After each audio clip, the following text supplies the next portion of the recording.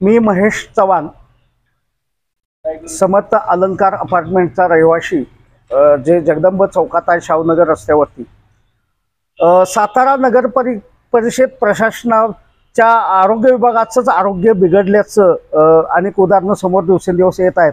त्यातील एक उदाहरण असं आहे की जगदंब चौकात जे समर्थ अलंकार अपार्टमेंटच्या समोरून जाणार जे गटर आहे, ते गटर गेल्या 2 दिवसापासून तुडुंब असं भरलेलं आहे आणि ते दुर्गंधीयुक्त पाणी रस्त्यावरती आल्यामुळं नागरिकांना चालताना त्या पाण्यातून मार्गक्रमण करावं लागत असेल. खूप त्रास होतोय नागरिकांना. अक्षरशः शिव्यांची लाखोली नगरपालिके प्रशासनाच्या नावाने नागरिक वाहत आहेत, प्रचंड त्रासले आहेत.